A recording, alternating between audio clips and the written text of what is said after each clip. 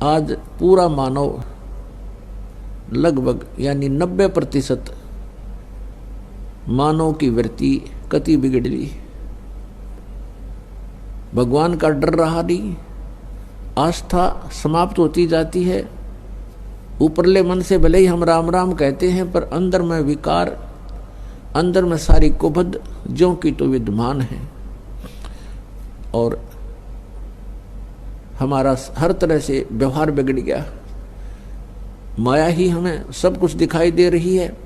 तो इसका कारण ये नकली संत हैं, ये तत्व ज्ञानहीन नीम हकीम जो संत गुरु बने बैठे हैं, ये मंडलेश्वर, ये इसका मुख्य कारण है। क्योंकि इन्होंने सदग्रंथों को समझा नहीं और हमारे को गलत रास्ता दे दिया, और श्रद्धालु गुरुजी के बताए अनुसार सिर धड़की बाजी लगा देता है, क्योंकि वो चाहता है कि मेरा कष्ट निवारण हो, मुझे जो टारगेटेड वस्तु मिले, मेरी उद्देशित वस्तु मिले।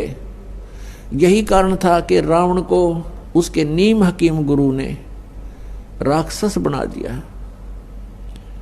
रावण ब्राह्मण था और उनके गुरु से उन्होंने सब शिक्षाएं प्राप्त की। उन्होंने गुरुजी के आगे ये इच्छा रखी कि मैं राजा बनना चाहता हूं और सब सुविधाएं हो मेरे पास। तो रावण के गुरु ने बता दिया कि भगवान शिव, ये तमोगुण शिव, ये सर्वेश्वर है, महेश्वर है, मृत्युंजय है, कालज्य है, और रिद्धि और सिद्धि के ये दाता हैं। ये आपको बहुत धन दे सकते हैं यदि ये प्रसन्न हो गए तो। और बताया कि वेदों में इसी की महिमा है। वेदों को प्रत्येक प्राणी सत्य मानता है, और वेदों के आधार से कोई बताता है कि ये वेदों में ऐसा लिखा है, आप ऐसे कीजिए, तो हम उसको शास्त्र अनुकूल साधना जानकर करते हैं, और करनी भी चाहिए। लेकिन वो नीम हकीम गुरु समझ नहीं सके कि वेदों में शिव और शंभु किसके लिए संबोधित है। अब वहां वेदों में जो शिव है वो परम अक्षर ब्रह्म की तरफ है, और शंभु का अर्थ भी यही होता है, जो एक शंभु होता है, एक स्वयंभू होता है। स्वयंभू तो परमेश्वर जो कभी जन्म नहीं लेते, वो स्वयंभू हैं, यानी स्वयं ही प्रकट है। और शंभु का अर्थ होता है जो सुखदायी भगवान हो। तो हम वेदों के अनुसार से जैसे अपने बच्चों के नाम लिख लेते हैं, रख लेते हैं, ऐसे ही इस काल के पुत्र तमोगुण शिव को भी हम उस परम अक्षर ब्रह्म की संज्ञा लेकर के संबोधित करने लगे, इन नीम हकीम गुरुओं के कारण। तो रावण को बता दिया गया कि इसकी पूजा करने से और घोर तप करने से यह प्रसन्न होगा। अब जैसा भी गुरुजी ने बताया था, रावण ने सिर धड़की बाजी लगा दी। अपने भगवान शंकर को खुश करने के लिए यहां से गर्दन भी चढ़ा दी, यहां से काट के अपनी तलवार ऐसे मार के और चढ़ा दिया। तो जैसा कर्म करेगा उतना फल ये अवश्य देते हैं। तो भगवान शिव ने उसको वो शरीर उसका एज इट इज फिर कर दिया। ऐसे 10 बार उसने शीश दिए और 10 ही बार उसको जीवित कर दिया भगवान शिव ने।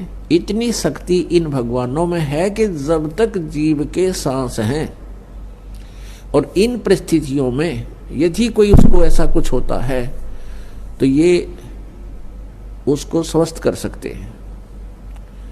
स्वस्थ का मतलब ये नहीं कि उसके जैसे क्रमदंड के कारण कोई रोग है तो रोग नाश नहीं ये कर सकते, वो भोगना ही पड़ेगा।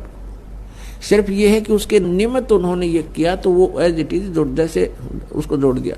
जैसे श्री कृष्ण जी और अर्जुन गए थे मोरध्वज राजा के घर, उनके पुत्र को आरे से चिरवा दिया, मृत्यु होगी, फिर उसको जीवित कर दिया क्योंकि उसके संस्कार थे, अब शेष थे उसके जीवन। लेकिन वही श्री कृष्ण अपने सगे भांजे अभिमन्यु को जीवित नहीं कर सके, जो महाभारत के युद्ध में चक्रव्यूह में मारा गया था। सुभद्रा रो रही थी, श्री कृष्ण रो रहे थे, यानी सुभद्रा श्री कृष्ण की बहन थी, वो जीवित नहीं कर सके क्योंकि अभिमन्यु की आयु इतनी ही थी, उसका प्रारब्ध भी इतना था, इसलिए वो कुछ भी परिवर्तन श्री कृष्ण अर्थात विष्णु नहीं कर सके। श्री कृष्ण यानी विष्णु और शिव और ब्रह्मा, ये तीनों एक ही सतर के, एक ही जैसे शक्ति युक्त प्रभु हैं, इनमें कोई अंतर नहीं है, केवल इनके विभाग का अंतर है। जैसे एक तो गृह मंत्री हो, एक सैर सपट्टा मंत्री हो, पर्यटक मंत्री, तो इनके विभागों में अंतर होने से उनकी जो है महिमा में फर्क हो जाता है आम व्यक्ति की दृष्टि में, लेकिन उनकी शक्ति में अंतर नहीं है, पोस्ट एक जैसी ही है। तो भगवान श्री शिव जी को परम अक्षर ब्रह्म मानकर, मृत्युंजय मानकर रावण ने भक्ति की और सिद्धि मांग ली, रिद्धि मांग ली। सिद्धि आकाश में उड़ जाना, रिद्धि धन मांग लिया, दे दिया धन खूब, इतना धन दे दिया कि सोने की लंका बना ली। रावण के राज्य में, लंका की मंडियों में हीरे मोती ऐसे बिका करते थे जैसे करनाल की मंडी में धान बिके, ऐसे उसके व्यापार हुआ करते थे। इतना धनी राजा हो गया, लेकिन सत साधना ना मिलने से, तत्वदर्शी संत ना मिलने से वो धरा धरा रह गया सारा उसका। वह सोने की लंका भी वहीं रहेगी, उन बांदर ठाए अंडे, उन सोने की डलिया ने बगाओ समुद्र में ठा गए और सह परिवार नष्ट हो गया और नरक में डाल दिया गया। तो पुण्यात्माओं, जब तक हमें तत्वदर्शी संत नहीं मिलेंगे, हम इस मनुष्य जीवन को सफल नहीं कर सकते।